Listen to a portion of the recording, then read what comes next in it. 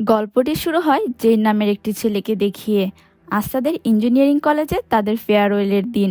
Gen mic হাতে নিয়ে বলতে থাকে তার জীবনের সবচেয়ে ভালো দিন ছিল এই কলেজ লাইফ। তবে এই কলেজে দুই ধরনের স্টুডেন্ট রয়েছে।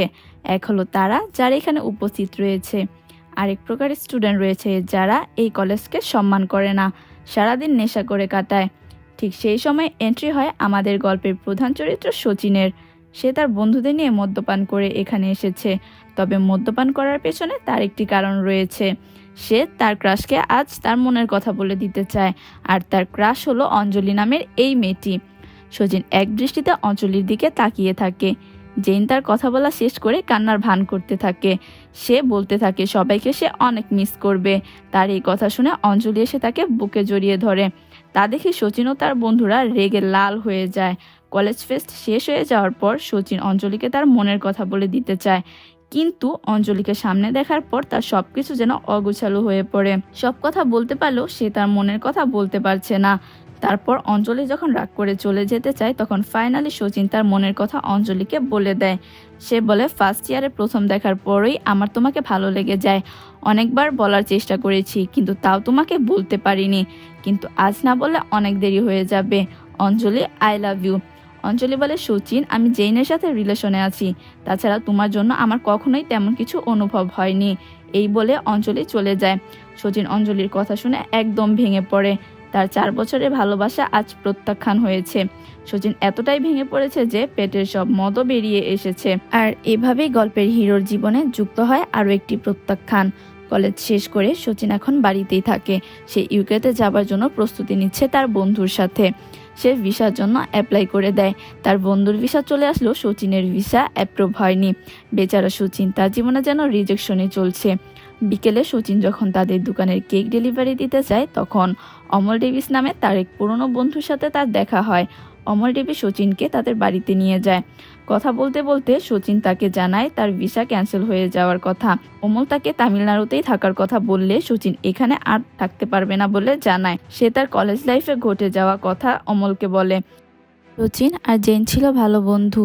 জেন শচীন আর অঞ্জলিকে তাদের লাভ স্টোরিতে সাহায্য করতে চেয়েছিল, কিন্তু সুযোগ বুঝে সে নিজেই অঞ্জলিকে পুটিয়ে নেয়। তাই সে আর তাদের সাথে একই কলেজে যেতে পারবে না। আর এই কথা শুনে অমল হাসি আটকাতে পারে না। সে জানায় যে গেটের প্রিপারেশন নিতে আইআইটি রানকিতে সে অ্যাডমিশন নেবে। তার জিএফও সেই কলেজেই পড়ে, তাই এখন তাকেও সেখানে যেতে হবে। এই কথা শুনে শচীনের আরো খারাপ লাগে। তার সব বন্ধুর গার্লফ্রেন্ড রয়েছে, সিঙ্গেল শুধু সে একাই। এখন শচীন বলে, না সে তামিলনাড়ুতে পড়তে পারবে, না সে বাড়িতে থাকতে পারবে, কারণ বাড়িতে সবাই তাকে ইউকের কথা শুনে কটাক্ষ করছে। এরপর রাতের বেলা শচীন যখন তাদের বেকারিতে বসেছিল, তখন সেখানে অমল আসে বাইক নিয়ে। এসে শচীনকে বলে, আমি হায়দ্রাবাদ যাচ্ছি, চাইলে তুমিও যেতে পারো, ওখানে একটি ভালো জবও হয়ে যেতে পারে। বেশি না ভেবে শচীনও উঠে পড়ে বাইকে। এরপর আমরা রেনু নামের একটি মেয়েকে দেখি। আজকে অফিসে তার ফার্স্ট ডে। তার টিমের সবাই তার সাথে পরিচিত হয়। সবাই দারুণভাবে ওয়েলকাম করে তাকে। সেখানে রেনু জানতে পারে তার টিমে আদি নামের এক ছেলে আছে, যে কিনা সব কাজেই পারফেক্ট। এরপর রেনু তার কলিগ কৃতিকার ফ্ল্যাটে উঠে। সেখানে নিহারিকা নামের এক মেয়েও থাকে। ওদিকে শচীন আর অমল হায়দ্রাবাদে এসে পড়ে। সেখানে অমল একটি বাসা ঠিক করে রেখেছিল, কিন্তু রুমে এসে দেখে একটি মাত্র সিঙ্গেল বেড। তখন তারা সিদ্ধান্ত নেয় যে সপ্তাহে 3 দিন অমল আর বাকি 3 দিন শচীন বেডে থাকবে। এরপর শচীন একটি কোচিং সেন্টারে বোরিং সময় আর রেনু অফিসে ব্যস্ত সময় কাটায়। আসলে কোচিং করা তো শচীনের উদ্দেশ্য ছিল না, ও শুধু বাড়ি থেকে বের হয়ে আসতে চেয়েছিল। তো এক রাতে নিহারিকা, কৃতিকা আর রেনু মিলে ছাদে আড্ডা দিচ্ছিল। রেনু বলে, হোয়াটসঅ্যাপে জাতের ছেলেও নেই, সবগুলো ডিলিট করে দিব। কৃতিকা বলে, যে কোয়ালিটির ছেলে তুমি খুঁজছো তা পাওয়া তো কঠিন। রেনু বলে, কি আর চেয়েছি, একটা ভালো ক্যারেক্টার আর মোটামুটি ভালো একটি জব। মাঝখানে নিহারিকা বলতে থাকে, এই বিয়ারের ক্যান আমি নিচে ফেলবো, যেই ছেলের মাথায় পড়বে তার সাথে রেনুর বিয়ে দিব। বোতল তো ফেলে, কিন্তু গিয়ে পড়ে এক বৃদ্ধ লোকের ওপর। লোকটি নিচ থেকে চেঁচিয়ে উঠলে রেনুরা ছাদ থেকে দৌড় দিয়ে চলে যায়। এদিকে শচীন আছে অন্য প্যারায়। একে তো রুটিন অনুযায়ী আজ সে ফ্লোরে শুয়েছে, অন্যদিকে বেডে শুয়ে রাতভর গার্লফ্রেন্ডের সাথে গল্প করছে অমল। গল্পের জ্বালায় রাতে ভালোভাবে ঘুমাতেও পারেনি শচীন। রাতের ঘুম পুষিয়ে নিতে বেচারা কোচিং ক্লাসের মধ্যেই ঘুমিয়ে পড়ে। স্যারও তাকে ঘুম থেকে ডেকে তুলে সসম্মানে ক্লাস থেকে বের করে দেয়। কোচিং শেষে অমলের সাথে দেখা হলে শচীন বলে এখানে তার ভালো লাগছে না, তামিলনাড়ুতে তার অন্য একটি বন্ধু আছে, সে ভাবছে তার ওখানে গিয়ে কিছু একটা ট্রাই করবে। অমল বলে এভাবে শহর চেঞ্জ করলে কিচ্ছু হবে না, নিজের একটি গোল ঠিক করতে হবে, তারপর মুভ অন করতে হবে। এরপর সেখানে তাদের কোচিং এর স্যার চলে আসে। তখন আমরা বুঝতে পারি এই দুই ছাত্রের সাথে স্যারের ঘনিষ্ঠ একটি সম্পর্ক আছে, এজন্য তিনি তার বিয়েতে এই দুইজনকে ইনভাইট করে। সচিন আর অমল দুইজনই খুশি মনে রাজি হয়ে যায়, কিন্তু সমস্যা হলো বিয়ের ইভেন্ট বেশ দূরে। অমল বলে সমস্যা নেই, তার এক কাজিনের গাড়ি সে ম্যানেজ করে নিতে পারবে। এদিকে রেনুর অফিসে আড্ডা চলছিল, সেখানে তারা একটি গেম খেলে। এক কলিগ রেনুকে জিজ্ঞাসা করে যদি সুযোগ পাও তাহলে কাকে খুন করবে, কাকে বিয়ে করবে আর কাকে ভাই বানাবে। রেনু বলে সে আদিকে বিয়ে করবে। এসব আদি পেছন থেকে শুনছিল, তখন সে কোনো রিয়াকশন না দিলেও ওয়াশরুমে ঢুকে নাচতে থাকে। তার মানে আদি রেনুকে প্রথম থেকেই পছন্দ করে ফেলেছে। এখন থেকে সে রেনুর সামনে আরো পারফেক্ট থাকা ট্রাই করবে। টিমের সবাই তাদের এক কলিগের বিয়েতে যাবে, সেখানে আদি কৃষ্ণ রূপে আর রেনু রাধা রূপে ডান্স করবে। পরদিন তারা বিয়েতে যায়। বিয়ে বাড়িতে সবাই দারুণ টাইম পাস করছিল। কনের দাদা আদিকে এক স্ট্যাচুর সাথে পরিচয় করিয়ে দিয়ে বলে যে এটা তার দাদার আমলে তৈরি করা। তখন সচিন আর অমল গাড়ি দিয়ে ঢুকে, কিন্তু সচিন ব্রেকের জায়গায় ভুলে এক্সিলেটরে চাপ দেয়। গাড়ি গিয়ে সোজা স্ট্যাচুকে ধাক্কা দেয়, আর স্ট্যাচু ধাক্কা দেয় আদিকে। আদি নিচে পড়ে যায় আর উপরে পড়ে স্ট্যাচু। সচিন তড়িহড়ি করে গাড়ি থেকে নেমে আসে। আদি ব্যথা তো খুব বেশি একটা পায়নি, কিন্তু ইজ্জতের তো ফালুদা। সে চড়ে যায় সচিনের উপর। সচিনও বোঝানোর চেষ্টা করে। এর মধ্যে রেনু চলে আসে, কেচালে অংশ নেয়। এই ক্যাচালের ফাঁকে সচিন রেনুকে দেখে ফ্ল্যাট হয়ে যায়। গাড়ির অ্যাক্সিডেন্ট থেকে বিষয়টা মনের অ্যাক্সিডেন্টে গড়ায়। আর তখনই তাদের স্যার ঘটনাস্থলে চলে আসে। আর তখন সবাই দেখে আরে এরা তো বরের বন্ধু, তাই তারা ঝামেলা না বাড়িয়ে সচিন আর অমলকে যেতে দেয়। বিয়ের প্রোগ্রাম শুরু হয়ে যায়। সচিন বারবার রেনুকে ঘুরে ঘুরে দেখতে থাকে। অমলকে বলে আমি তো এই রেনু মেয়েটার প্রেমে পড়ে গেছি রে। একটু পরে পারফরমেন্স শুরু হলে রেনু আর আদি জুটিয়া কাপল ডান্স করে। অমল বলে দেখে তো মনে হয় এটি এর বয়ফ্রেন্ড। সচিন বলে এভাবে বলিস না ভাই, মাত্রই স্বপ্ন দেখা শুরু করেছি। ডান্স শেষ করে আদি আর রেনু এদের সামনের সারিতেই বসে। সচিন রেনুকে শুনিয়ে শুনিয়ে পেছন থেকে জোকস বলতে শুরু করে। জোকস শুনে রেনু হাসতে থাকে। আদির এবার মাথা গরম হয়, সে কি এবার সচিনের কাছে হেরে যাচ্ছে। আদি এবার লুকিয়ে গুগল বের করে কিছু জোকস শোনায়, কিন্তু রেনু এসব জোকসে হাসে না, কারণ এগুলো পুরনো জোকস। আদির মাথা আরো গরম হয়, তাই সে রাগ করে উঠে চলে যায়। খানা পিনা শেষ হলে রেনু কৃতিকার সাথে বসে গল্প করছিল। তখন অমলকে সাথে নিয়ে সচিন সেখানে যায় রেনুর সাথে ভাব জমাতে। ভাব অবশ্য ভালোই জমে, চারজন মিলে আড্ডা দিতে থাকে, একজন আরেকজনের ব্যাপারে জানেও। সচিন বলে সে খুব তাড়াতাড়ি চেন্নাই চলে যাবে, হায়দ্রাবাদে থাকার আর কারণ পাচ্ছে না। রেনুও সহমত দেয়, যেখানে থাকার কোনো কারণ পাওয়া যায় না সেখানে না থাকাই ভালো। এরপর বিয়ের অন্যান্য কার্যক্রম শেষ হয়ে যায়, এবার সবার ফিরার পালা। তখন প্রীতিকা রেনুকে বলে তাদের সাথে আদি ফিরতে পারবে না, তাকে একটি কাজে যেতে হবে। এখন টেনশন হলো প্রীতিকা আর রেনু কাদের সাথে হায়দ্রাবাদ ফিরে যাবে।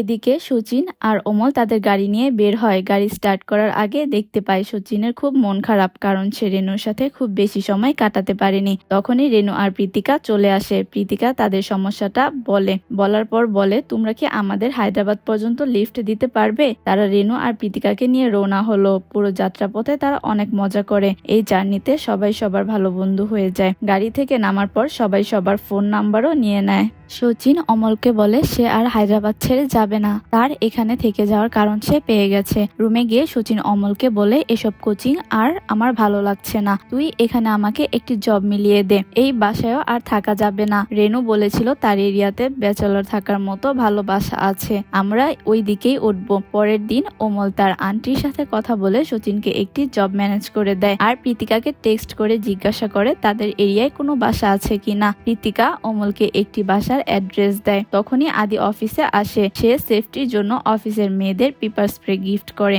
ওদিকে অমল আর সচিন নতুন বাসায় ওঠে। প্রীতিকাকে থ্যাঙ্কস দেওয়ার জন্য ফোন করে। তখন তারা জানতে পারে তাদের বাসা একদম কাছাকাছি, চাইলেই জানালা থেকে দেখা সম্ভব। তখন অমল তাদের চায়ের দাওয়াত দেয়, ওরা দাওয়াত একসেপ্টও করে। চা খেতে খেতে তাদের আড্ডা আরো জমে ওঠে। রেনু আর প্রীতিকা সচিনকে জিজ্ঞাসা করে তোমার তো চেন্নাই যাওয়ার কথা ছিল, গেলে না কেন। সচিন বলে আমার এখানেই জব হয়ে গেছে, তাই এখান থেকে আর কোথাও যাচ্ছি না। ওরা চলে যাওয়ার সময় সচিন বলে যদি তোমরা এই উইকেন্ডে ফ্রি থাকো তাহলে চলো পাবে যাই। রেনু আর কৃতিকাও রাজি হয়ে যায়। ওরা চলে যাওয়ার পর অমল সচিনকে বলে, পাবে যাওয়ার দাওয়াত তো দিলি, পাবে যাওয়ার টাকা আছে? সচিন বলে, আমার কাছে জমানো কিছু টাকা আছে, ওতেই হয়ে যাবে। উইকেন্ডে পাবে যাওয়ার জন্য রেডি হতে হতে কৃতিকা বলে, অমল কি এসব আমার জন্য করছে নাকি? আসলে কৃতিকার বিয়ে ঠিক হয়ে গেছে, তাই কৃতিকা ভাবে সে আজ অমলকে সব খুলে বলে দিবে। রেনুর হঠাৎ মনে পড়ে নিহারিকার কাছে তো বাইনোকুলার আছে। তারপর ওরা বাইনোকুলার দিয়ে জানালার কাছে গিয়ে দেখলো সচিন টাওয়াল খুলে নাচতে নাচতে গায়ে বাতাস লাগাচ্ছে। তখনই নিহারিকা চলে আসে। ওরা বুঝতে পারে এরা সবাই পাবে যাচ্ছে। নিহারিকাও যাওয়ার জিদ ধরে। তখন কৃতিকা সচিনকে ফোন করে বলে, তোমরা আরো একটি ছেলেকে নিয়ে আসো, যাতে এরা সবাই কাপল এন্ট্রি নিতে পারে। এবার সচিন আর অমল বেশ টেনশনে পড়ে যায়। প্ল্যান যাতে ক্যান্সেল না হয় তাই সচিন অমলের কাজিনকে ধরে আনে। এবার এই 6 জন পাবে ঢুকে। প্রীতিকার ভয় ছিল যে অমল হয়তো আজ তাকে প্রপোজ করবে।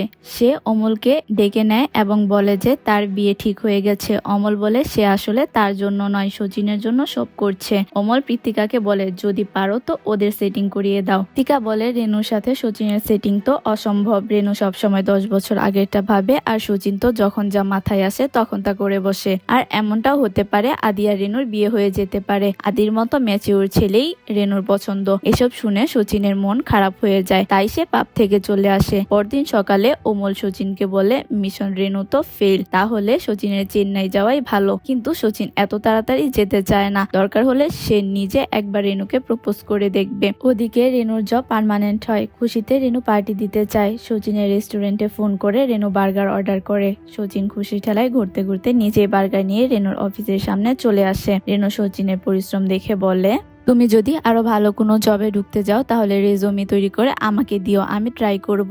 এরপর বার্গার খেতে খেতে আদি বলে, এই বার্গার কোথা থেকে আনা হয়েছে? রেনু বলে, সচিনের রেস্টুরেন্ট থেকে আনা হয়েছে। আদি বুঝতে পারে রেনু এখনো সচিনের কাছে আছে। আদির মাথা আবারও গরম হয়ে যায়।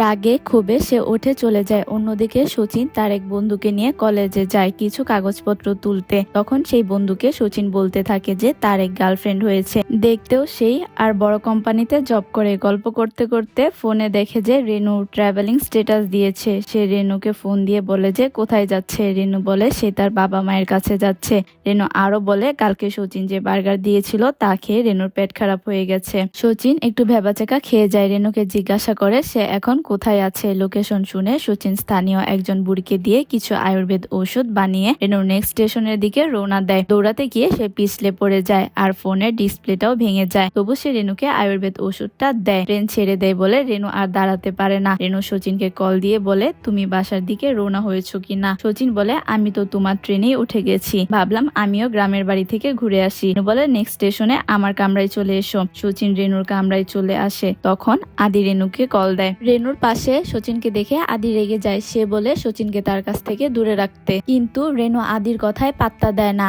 আদি আরো রেগে কল কেটে দেয়। বেচারা আদি। এরপর রেনু ওষুধটা খেয়ে নেয়। সচিন বলে, হাজার হোক আদি তোমার বয়ফ্রেন্ড, ওর সাথে এভাবে কথা বলা ঠিক না। রেনু বলে, বয়ফ্রেন্ড না, আদি আমার শুধু ভালো একটা বন্ধু। এটা শুনে মনে লাড্ডু ফুটে সচিনের। রেনুর ঘুম পেলে সে শুয়ে পড়ে। সচিন তখন রেনুকে তার মনের কথা বলতে থাকে। বলে, আমি তোমাকে অনেক ভালোবাসি, সেই জন্য এই ট্রেনে উঠেছি। তোমার সামনে এসব বলার সাহস নেই আমার, তাই এখন বলছি। এরপর সচিনের স্টেশন চলে আসে। সচিন নেমে যাওয়ার আগে রেনু সচিনকে বলে, সামনে আমার বার্থডে, তুমি অবশ্যই আসবে। সচিন আসবে বলে নেমে যায়। সচিনের ওষুধ খাওয়ার পর রেনু সুস্থ হয়ে যায়। রেনু সচিনকে টেক্সট দিয়ে থ্যাঙ্কস বলে। এভাবে তাদের যোগাযোগ আরো বেড়ে যায়। ইনবক্সে নিজেদের ছবিও শেয়ার করতে থাকে তারা। এবার বোঝা যায় রেনুও হয়তো সচিনকে পছন্দ করা শুরু করেছে। কিছুদিন পর সচিন অমলকে নিয়ে রেনুর বার্থডে পার্টিতে যায়। যাওয়ার সময় অমলকে নতুন ফোন দেখিয়ে বলে, আমার ফোন ভেঙে গেছে, এই জন্য রেনু আমাকে ফোন কিনে দিয়েছে। পার্টিতে গিয়ে দেখা যায় আদি সেখানে আগে থেকে হাজির। সাথে রেনুর মা বাবাও এসেছে হায়দ্রাবাদ ঘুরতে। আদি সেখানে রেনুর মা বাবাকে ইমপ্রেস করতে উঠে বসে লেগেছে। ওদিক সচিন রেনুকে একটি গিফট দেয়। গিফটটি পছন্দও করে রেনু। পরদিন অফিসের স্টাফদের নিয়ে রেনু তার মা বাবার সাথে হায়দ্রাবাদ ঘুরতে বের হয়। রেনু সেখানে সচিনদেরও ডেকে নেয়। বুঝতেই তো পারছেন আদি এবারও খেপে টেপে একাকার, যদিও সচিনেরা খুব এনজয় করে ঘুরতে থাকে। এরপর রেনু সচিনের সাথে বসে সচিনের রেজুমি তৈরি করছিল। সচিন এবার রেনুকে মনের কথা বলে দেয় যে সে রেনুকে অনেক ভালোবাসে। প্রথমে তো রেনু ভাবে সচিন মজা করছে, কিন্তু সচিনের চেহারা দেখে রেনু বুঝে ফেলে যে ঘটনা সিরিয়াস। সচিন বলে, তুমি আমাকে এত কেয়ার করো, আমার ভালো মন্দ নিয়ে ভাবো, আমার মনে হয় তুমিও আমাকে পছন্দ করো। রেনু সচিনকে বলে সে সচিনকে শুধু ভালো বন্ধু হিসেবেই ভাবে, এর বেশি কিছু নয়। এটি শুনে মন ভেঙে যায় সচিনের, ও উঠে চলে যায়। রেনু বাসায় ফিরে কৃতিকা তাকে বলে তাকে এই বাসা ছেড়ে দিতে হবে, বেঙ্গালুরে তার স্বামীর সাথে সেটেল হতে হবে। রেনুও মন খারাপ করে ফেলে, তার বেস্ট ফ্রেন্ডও তাকে ছেড়ে চলে যাচ্ছে। পরদিন রেনু অফিসে আদির কাছে গিয়ে একটি কাজে হেল্প নিতে চায়, কিন্তু আদি রেনুকে হেল্প করে না। রেনু বুঝতে পারে সচিনের সাথে ক্লোজ হওয়া নিয়ে আদি রেগে আছে। সেদিন সন্ধ্যায় রেনু সচিনের সাথে দেখা করতে তার রেস্টুরেন্টে যায়। রেনু সচিনকে বলে তাদের আর যোগাযোগ না রাখাই ভালো, ফ্রেন্ডশিপের মাঝে প্রেম ইস্যু হলে যোগাযোগ রাখা ঠিক না। কিন্তু সচিন তাকে তখনও বোঝায় যে সে রেনুকে কতটা ভালোবাসে। রেনু বলে, তাহলে ধরে নাও আমি তোমাকে রিজেক্ট করে দিলাম, আর তোমার জন্য তো এটাই প্রথম রিজেকশন না। শেষের কথাটা শুনে সচিন একটু বেশি কষ্ট পায়। সে রেনুর ফোন রেনুকে ফেরত দিয়ে সেখান থেকে চলে যায়। রুমে এসে সচিন খুব কান্নাকাটি করে। পরদিন রেনু সচিনের বাসায় আসে সচিনের ফোন ফিরিয়ে দিতে। তখন অমল বলে, সচিন তো সকালেই চেন্নাই চলে গেছে, তুমি রিজেকশন নিয়ে ওকে যেই খোঁচা দিয়েছো তা ও নিতে পারেনি। চেন্নাই গিয়ে মোটামুটি একটি কাজ জোগাড় করে সচিন ব্যস্ত হয়ে পড়ে। এদিকে রেনু কাজে ব্যস্ত থাকলেও মনোযোগ রাখতে পারে না, একা একা মনে হয় নিজেকে। সে সচিনকে কল করলেও সচিন কল রিসিভ করে না। এর মধ্যে কৃতিকার বিয়ের তারিখও ঠিক হয়। সে রেনুর পাশাপাশি সচিন আর অমলকেও ইনভাইট করে। সচিন আর অমল পার্টিতে গেলে রেনু ওদের দেখতে পায়। কাছে গিয়ে সচিনের হালচাল জিজ্ঞাসা করে। সচিন বলে তার ইউকে ভিসা লেগে গেছে, সে ইউকে চলে যাবে। এটা শুনে রেনুর মুখ ভার হয়ে যায়। রেনু জিজ্ঞাসা করে তার কল কেন রিসিভ করে না। সচিন বলে, তুমিই তো বলেছো আমাদের মধ্যে যোগাযোগ রাখা উচিত নয়। আদিও পার্টিতে ছিল। আদি, সচিন আর অমল মিলে রেনুকে নিয়ে কথা বলতে থাকে। সচিন এক পর্যায়ে আদিকে বলে, তুমিও খুব বেশি স্বপ্ন দেখো না, রেনু তোমাকেও ভালোবাসে না। আদি আবারও খেপে যায়, বড়সড় একটি ঝগড়া লেগে যায়। চলে যাওয়ার আগে আদি বলে সে এর প্রতিশোধ অবশ্যই নিবে। এদিকে সচিন আর অমল লাল পানিতে গলা ডুবিয়ে ওখানে শুয়ে পড়ে। রেনু ওখানে এসে সচিনকে তুলতে চায়, কিন্তু কৃতিকা এসে রেনুকে নিয়ে যায়। পরদিন অমল সচিনকে এয়ারপোর্টে দিয়ে আসতে বের হয়। তখন রেনুকে সাথে নিয়ে কৃতিকা এসে বলে, আমরাও কি যেতে পারি? ওদের সাথে নেয় অমল। পেছন পেছন আদি একটি গোন্ডা বাহিনী নিয়ে ফলো করতে থাকে। সে আগেই প্ল্যান করে রেখেছিল এয়ারপোর্টে যাওয়ার আগে সচিন আর অমলকে সাইজ করবে। গাড়িতে বসে রেনু সচিনকে জিজ্ঞাসা করে, তুমি ইউকে যেতে চাও কেন? আমি চাই তুমি এখানেই থাকো। এখন অমল খেয়াল করে একটা গাড়ি অনেকক্ষণ থেকেই তাদেরকে ফলো করছে। অমল গাড়ির গতি বাড়ায়, ওই গাড়িটিও গতি বাড়িয়ে তাদেরকে ধরতে আসে। শ্বাসরুদ্ধকর এই মোমেন্টে রেনু চিৎকার করে বলতে থাকে সে সচিনকে ভালোবেসে ফেলেছে। সচিনের কেয়ার করতে তার ভালো লাগে। সচিনের সাথে কথা না বললে সে থাকতে পারে না। এর মধ্যেই পেছনের গাড়ি এসে তাদের ব্যারিকেড দিয়ে ফেলে। আদি আর গুন্ডারা যখন সচিন অমলের উপর অ্যাটাক করে, তখনই রেনু তাদের উপর পেপার স্প্রে মেরে দেয়। এই পেপার স্প্রে আদি রেনুকে গিফট করেছিল, সেটাই আজ তার উপর স্প্রে হলো। বাকি গুন্ডারা ধরাধরি করে আদিকে গাড়িতে তুলে সচিনরা এয়ারপোর্টে পৌঁছে যায়। চলে যাওয়ার আগে সচিন ও রেনুকে বলে সে এখনো রেনুকেই ভালোবাসে। রেনু বলে, আমি তোমার ইউকে যাওয়া আটকাবো না, তোমার ফিরে আসা পর্যন্ত অপেক্ষা করব। সে পর্যন্ত আমরা লং ডিস্টেন্স রিলেশন মেনটেন করব। তুমি শুধু আমাকে ভালোবাসলেই হবে। সচিন রেনুকে ভালোবাসি বলে জড়িয়ে ধরে। এরপর ক্যারিয়ার বানাতে ইউকে চলে যায়। তারপরের সিনে একটু ফ্ল্যাশব্যাকে চলে যায়। এটা সেই রাত যখন রেনু লাইফ পার্টনার চুজ করতে নিহারিকা বিয়ারের ক্যান নিচে ফেলেছিল। ক্যান আসলে সচিনের উপরেই পড়েছিল, কিন্তু পাশ থেকে চিল্লাচ্ছিল বুড়োটা। অর্থাৎ রেনু আর সচিনকে আসলে কিসমতি মিলিয়ে দিয়েছিল। এখানে এসে মুভিটি শেষ হয়।